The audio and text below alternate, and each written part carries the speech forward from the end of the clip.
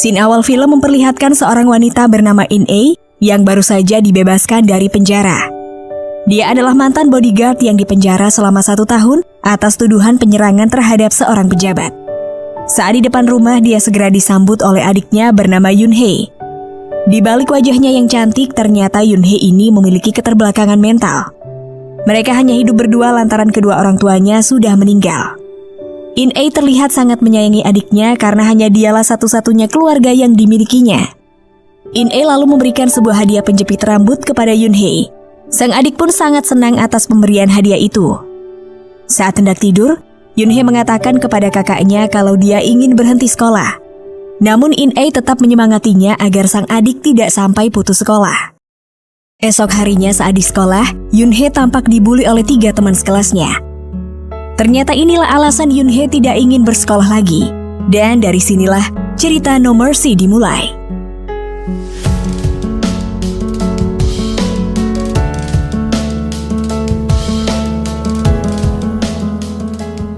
In-A yang sudah terbangun dari tidurnya, ia mendapati adiknya yang sudah tidak di rumah karena sudah pergi bersekolah. Kemudian In-A menemukan sebuah kotak yang berisi high heel dan gaun berwarna merah. Ternyata hadiah tersebut sudah disiapkan oleh Yoon-hae untuk kakaknya. Di dalam kotak tersebut juga terdapat sebuah surat yang bertuliskan bahwa Yoon-hae sangat menyayangi kakaknya. Saat jam sekolah usai, Yoon-hae diajak pergi secara paksa oleh ketiga temannya untuk pergi ke suatu tempat. Ternyata Yoon-hae diajak pergi ke tempat karaoke. Sebenarnya Yoon-hae sudah memohon kepada mereka untuk membiarkannya pulang. Namun bukannya menurutinya, mereka malah membuli Yoon-hae dengan melucuti pakaiannya. Tidak hanya itu, mereka juga merekam momen itu menggunakan HP-nya. Kemudian Yoon-hae dibawa ke teman-teman cowok mereka. Dari sini para cowok berandalan itu mulai memanfaatkan Yoon-hae untuk menjebak para om-om hidung belang.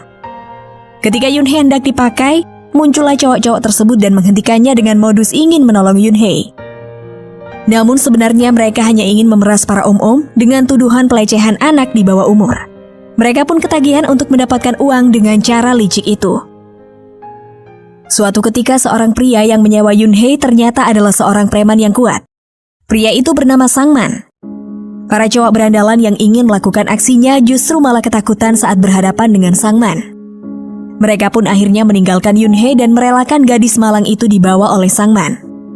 Di sisi lain, In-A mulai cemas karena adiknya tidak kunjung pulang. In-A pun sangat kebingungan dan mulai mencarinya. Namun hingga pagi tiba sang adik belum juga ketemu. In-A pun memutuskan untuk pergi ke sekolah Yoon-hae. Sayangnya, Yoon-hae juga terlihat tidak ada di sana. In-A lalu mendatangi salah satu guru untuk melaporkan kehilangan adiknya tersebut. Namun sang guru justru memarahi In-A karena sudah menyekolahkan adiknya di sekolah umum. In-A pun pergi dengan perasaan sedih dan kecewa. Saat berjalan keluar, In-A dihampiri oleh teman Yoon-hae yang simpati padanya. Lalu dia memberikan sebuah video rekaman saat Yoon-hae sedang dibully di tempat karaoke malam itu. Tanpa pikir panjang, In-A langsung mencari ketiga cewek yang ada di dalam video tersebut. In-A yang sudah sangat marah, ia pun menghajar ketiga cewek itu dan menanyakan keberadaan adiknya. In-A juga mendatangi teman cowok mereka dan langsung menghajarnya sampai tidak berkutik. Dari sini In-A akhirnya mendapatkan kartu nama yang merupakan milik Sang-man. Sementara itu Sang-man telah menjual Yoon-hae ke sebuah tempat hiburan yang dimiliki oleh Bos Chung. Di sisi lain, In-A akhirnya pergi ke alamat yang tertulis di kartu nama Sang-man. Setibanya di sana, ternyata yang membuka pintu bukanlah Sang-man, melainkan anak buahnya. In-A pun langsung menghajarnya dan mencari informasi keberadaan Sang-man saat ini. Setelah mendapatkan informasi nomor plat mobil Sang-man, In-A pun segera pergi membawa stun gun dan mengambil kunci mobil di sana. Setelah beberapa saat mencari jejak Sang-man, akhirnya In-A menemukan mobil Sang-man yang sedang terparkir. Saat Sang-man pergi dengan mobilnya, In-A pun langsung membuntutinya. Di dalam mobil, In-A menelpon Sang-man dan menanyakan keberadaan adiknya. Tapi Sang-man tidak memberitahukannya dan justru meminta uang tebusan kepada In-A. Karena kesal, In-A menutup teleponnya lalu menginjak gas hingga mobilnya menabrak mobil Sang-man. Setelah itu dia membuka mobil Sang-man dan menyetrumnya hingga tak sadarkan diri. Saat Sang-man terbangun, In-A mulai menjerat leher Sang-man untuk menyanderanya. In-A meminta Sangman untuk mengantarkannya ke tempat adiknya kini berada. Namun di perjalanan, Sangman menginjak gas dan menabrakkan mobilnya di pembatas jalan. Hingga perkelahian pun tak terelakkan. Awalnya In-A tampak kewalahan menghadapi Sangman, namun akhirnya In-A berhasil mengalahkan Sangman dan mematahkan tangannya.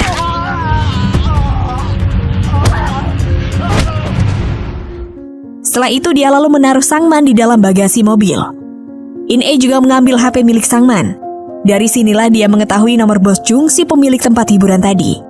Dengan segera In-A pun langsung pergi ke tempat tersebut. Sesampainya di sana, In-A menemui seorang wanita yang merupakan sekretaris dari Bos Jung. Melihat wanita itu telah memakai penjepit rambut milik adiknya, In-A pun langsung menghajarnya. In-A lalu diantar untuk menemui Bos Jung. Namun sayangnya Yun-Hee ternyata sudah tidak di tempat ini lagi. Bos Jung mengatakan kalau Yun-Hee sudah dibeli oleh orang lain. In-A lalu meminta informasi siapa yang sudah membeli adiknya. Namun Bos Jung tidak mau memberitahunya, bahkan mencoba untuk melawan In-A.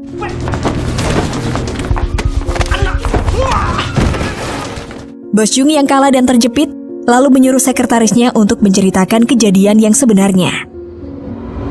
Saat itu sebenarnya asisten Bos Jung sudah menyuruh Yun-Hee untuk menghubungi keluarganya untuk menebusnya, agar bisa keluar dari tempat ini. Namun saat Yun-Hee menghubungi rumah, In-A tidak berada di rumah sehingga tidak ada yang mengangkat teleponnya. Yun-Hee akhirnya menghubungi seorang bapak tua pemilik toko market yang dekat dengan rumahnya. Namun yang datang ke sana bukanlah pak tua tersebut, melainkan seorang pria muda yang berpakaian rapi. Pria itu langsung menebus Yun-Hee dan langsung membawanya pergi. Dengan berbekal nomor telepon milik pak tua pemilik toko, In-A pun bergegas menuju pergi ke sana. Sementara itu Yun-Hee kini sedang dibawa seorang pria bernama Jung-Woo. Karena merasa lapar, Jung-Woo menghentikan mobilnya di sebuah rest area. Melihat Yun-Hee yang tengah tertidur, dia pun meninggalkannya begitu saja. Kesempatan ini digunakan oleh Yun-Hee untuk kabur. Namun sayangnya aksinya tersebut diketahui oleh Jung-Woo. Jung-Woo menemukan Yun-Hee yang kini tengah di dalam bus. Di situ Yun-Hee sempat berteriak dan meminta tolong pada penumpang. Namun Jung-Woo berpura-pura menjadi kakaknya dan mengatakan kalau adiknya sedang mengalami gangguan mental. Beberapa saat kemudian, Jung-Woo menerima sebuah telepon dari bosnya yang bernama Yong-chun. Ternyata dialah orang yang menyuruh Jung-Woo untuk menebus Yun-Hee dan membawanya. Di sisi lain, In-A sedang dalam perjalanan menuju toko market milik Pak Tua. Karena tak tahan dengan teriakan Sangman di bagasi, In-A pun menabrakkan bagasi mobilnya. Setelah itu In-A mengeluarkan dan melepaskan Sangman dari sana. Akhirnya In-A sampai di toko market milik Pak Tua tadi. Pak Tua itu mengira kalau In-A adalah salah satu anggota dari Jung-Woo. Karena ketakutan, dia tanpa sengaja mengaku kalau dulu pernah melecehkan dan memperkosa Yun-Hee. Mendengar hal tersebut, In-A langsung naik pitam dan langsung menghajar pria tua tersebut. In-A juga menginterogasinya dengan menjepitkan jari Pak Tua itu di pintu.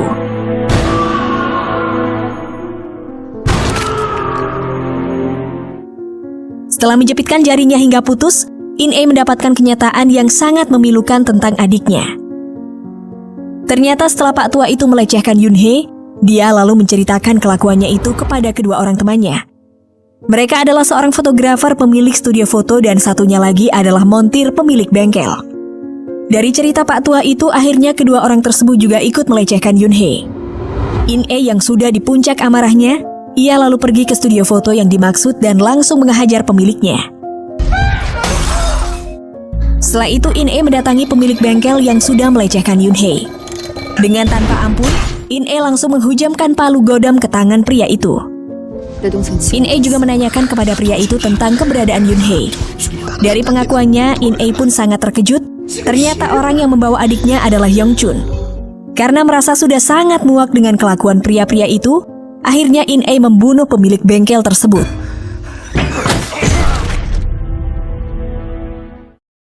Lalu kita dibawa flashback kenapa In-A bisa sampai di penjara.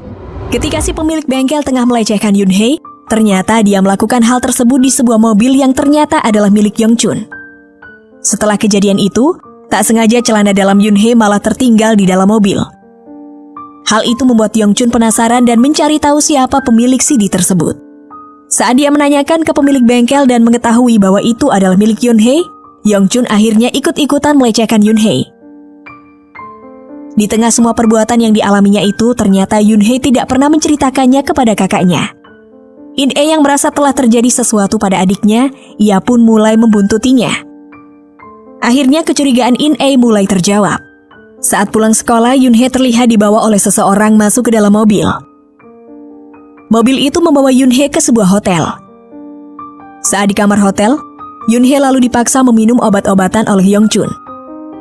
Saat hendak diperkaos oleh Yong-chun, In-ae tiba-tiba muncul untuk menolongnya.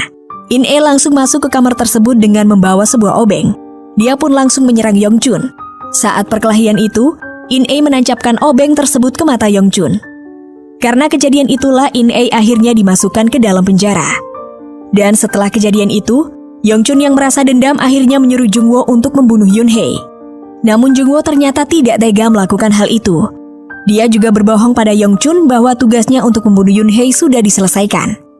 Yong-chun yang mengetahui kalau Yoon-hee masih hidup, dia pun menghajar Jung-woo dan menyuruhnya untuk menyelesaikan misinya itu. Kalau tidak, maka Jung-woo juga akan dihabisi. Kembali ke saat ini, In-ae yang mendapatkan nomor Jung-woo dari pemilik bengkel, ia pun mencoba menghubunginya. Di sini Jung-woo ingin membuat kesepakatan dengan In-ae. Kalau In-ae bisa membunuh Yong-chun, maka ia akan melepaskan adiknya. Berbekal pistol milik Sang-man di dalam mobil, In-ae akhirnya pergi menuju ke rumah Yong-chun. Saat akan menembak kepala Yong-chun, In-ae yang lengah membuat pistolnya terjatuh dan harus bertarung dengan anak buah Yong-chun.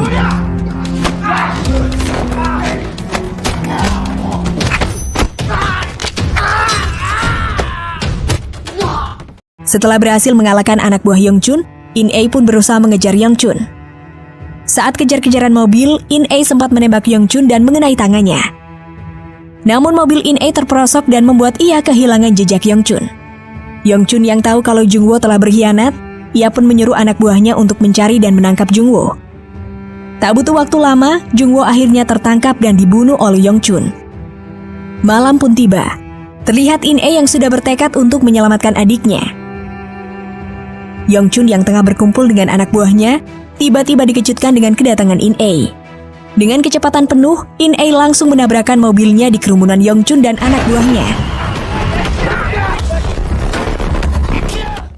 Hingga akhirnya pertarungan sengit pun terjadi.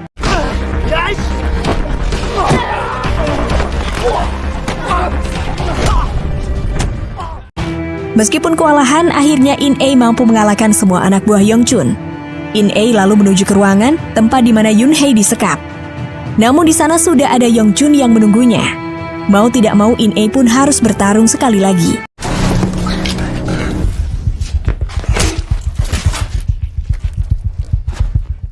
In-ae yang sempat terkena tusukan, ia akhirnya berhasil melumpuhkan Yong-chun dan terus memukulinya sampai tewas. Setelah perjuangan yang sangat berat, In-ae akhirnya bisa menyelamatkan adiknya. Dan film pun tamat.